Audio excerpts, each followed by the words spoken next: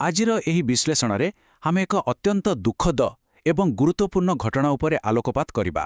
ନର୍ମଦା ନଦୀର ବର୍ଗୀ ଡ୍ୟାମ୍ ନିକଟରେ ଯେଉଁ ହୃଦୟ ବିଦାରକ କ୍ରୁଜ୍ ଡଙ୍ଗା ବୁଡ଼ି ଘଟଣା ଘଟିଗଲା, ତାର ପ୍ରକୃତ କାରଣ କ'ଣ ଥିଲା? ଆସନ୍ତୁ ସିଧାସଳଖ ରିପୋର୍ଟ ଏବଂ ପ୍ରତ୍ୟକ୍ଷଦର୍ଶୀଙ୍କ ବୟାନ ଆଧାରରେ ଘଟଣାର ସତ୍ୟାସତ୍ୟକୁ ସମ୍ମାନର ସହ ବୁଝିବାକୁ ଚେଷ୍ଟା କରିବା। ଏହି ଘଟଣାର ସବୁଠାରୁ କୋହଭରା ବାସ୍ତବିକତା ହେଉଛି ଦିଲ୍ଲୀରୁ ଆସିଥିବା ଗୋଟିଏ ପର୍ଯ୍ୟଟକ ପରିବାରର କାହାଣୀ। କଳ୍ପନା କରନ୍ତୁ, ଜଣେ ମା' ଏବଂ ତାଙ୍କର ମାତ୍ର 4 ବର୍ଷର ପୁଅଙ୍କ ମୃତଦେହ ଏକାଠି ଜାବୁଡ଼ି ହୋଇଥିବା ଅବସ୍ଥାରେ ମିଳିଲା।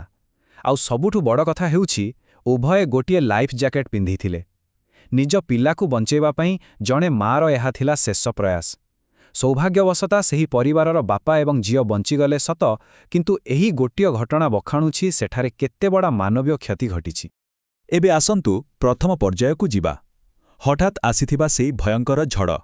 ପ୍ରକୃତିରେ ସେହିଦିନ ପରିବେଶରେ ଏମିତି କ'ଣ ହେଲା ଯାହା ଏତେ ବଡ଼ ବିପର୍ଯ୍ୟୟର ରୂପ ନେଲା? ଘଟଣାଟି କେତେ ଦ୍ରୁତଗତିରେ ଘଟିଲା ତାହା ଶୁଣିଲେ ଆଶ୍ଚର୍ଯ୍ୟ ଲାଗିବ। କେବଳ 4 ମିନିଟ୍। ହଁ, ପ୍ରଥମ ମିନିଟ୍ରେ ପାଗ ହଠାତ୍ ବଦଳିଗଲା।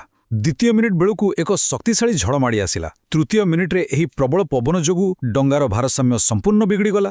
ଆଉ ଚତୁର୍ଥ ମିନିଟ୍ ସୁଦ୍ଧା ଡଙ୍ଗା ଭିତରେ ହୁ ହୁ ହୋଇ ପାଣି ପଶିଗଲା ଆଉ ତାହା ନଦୀରେ ଓଲଟି ପଡ଼ିଲା। ମାନେ, ଗୋଟିଏ ସାଧାରଣ ଖୁସିର ମୁହୂର୍ତ୍ତ ମାତ୍ର କିଛି ସେକେଣ୍ଡ ଭିତରେ ଏକ ଅନିୟନ୍ତ୍ରିତ ଆତଙ୍କରେ ବଦଳିଗଲା। ଦ୍ୱିତୀୟ ପର୍ଯ୍ୟାୟରେ ଆମେ ଦେଖିବା ସେହି ଆତଙ୍କର ପରିବେଶ। ସେହି ମୁହୂର୍ତ୍ତର ଭୟାବହତାକୁ ଅନୁଭବ କରିବାକୁ ହେଲେ ଆମକୁ ସେହି ଲୋକଙ୍କର ଅନୁଭୂତିକୁ ବିଶ୍ଳେଷଣ କରିବାକୁ ପଡ଼ିବ, ଯେଉଁମାନେ ଡଙ୍ଗାରେ ଉପସ୍ଥିତ ଥିଲେ। ସେଠାରେ ଉପସ୍ଥିତ ଥିବା ପ୍ରତ୍ୟକ୍ଷଦର୍ଶୀ ସୈୟଦ ରିୟାଜ ହୁସେନଙ୍କ ବୟାନ ଶୁଣିଲେ ଲୋମ ଟାଙ୍କୁରି ଉଠିବ। ସେ କହିଛନ୍ତି ଯେ କ'ଣ ଘଟୁଛି କେହି କିଛି ବୁଝିପାରିଲେନି। ଆଖି ପିଛୁଳାକେ ତାଙ୍କ ପତ୍ନୀ, ଶାଶୁ ଏବଂ ନାତି ସମସ୍ତେ ଅଦୃଶ୍ୟ ହୋଇଗଲେ। ଚାରିଆରେ ଖାଲି ଲୋକଙ୍କର ବିକଳ ଚିତ୍କାର। ସେ ନିଜେ ମଧ୍ୟ ବୁଡ଼ି ଯାଉଥିଲେ ଆଉ ତାଙ୍କ ଆଖି ସାମ୍ନାରେ ତାଙ୍କ ପାଖ ଦେଇ ଅନେକ ଶବ ଭାସି ଯାଉଥିବାର ସେ ଦେଖିପାରୁଥିଲେ। ଏହି କଥାଗୁଡ଼ିକ ସେହି ସମୟର ଭୟ ଏବଂ ଅସହାୟତାକୁ ପୂରାପୂରି ସ୍ପଷ୍ଟ କରିଦେଉଛି। 2 ଏହା କେବଳ ଗୋଟେ ସଂଖ୍ୟା ନୁହେଁ। ଏହା ହେଉଛି ସେହି ଲମ୍ବା କଷ୍ଟଦାୟକ 2 ଘଣ୍ଟା ଯେତେବେଳେ ହୁସେନ ପାଣି ଭିତରେ ଗୋଟେ ଜାଗାରେ ଫସି ରହିଥିଲେ। ତାଙ୍କ ମୁଣ୍ଡ ଟିକିଆ କେବଳ ପାଣି ଉପରେ ଥିଲା। କୌଣସି ମତେ ନିଶ୍ୱାସ ନେଇପାରୁଥିଲେ, କିନ୍ତୁ ସେଠାରୁ ବାହାରି ପାରୁନଥିଲେ। ଭାବନ୍ତ ଥରେ ସେହି 2 ଘଣ୍ଟାର ମାନସିକ ସ୍ଥିତି କେମିତି ଥିବ।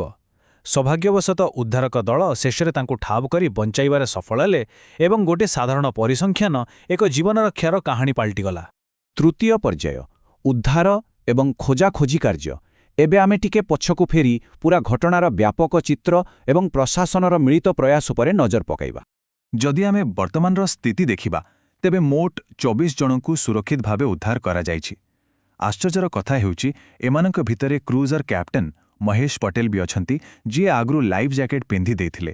ଉଦ୍ଧାର ହୋଇଥିବା ଲୋକଙ୍କ ମଧ୍ୟରୁ 17 ଜଣ ଏବେ ଡାକ୍ତରଖାନାରେ ଚିକିତ୍ସିତ ହେଉଛନ୍ତି।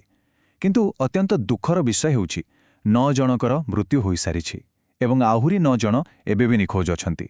ଆଉ ସବୁଠୁ ବେଶୀ କଷ୍ଟ ଲାଗୁଛି ଶୁଣିଲେ ଯେ ଏହି ନିଖୋଜଙ୍କ ଭିତରେ 5 ଜଣ ଛୋଟ ପିଲା ମଧ୍ୟ ଅଛନ୍ତି।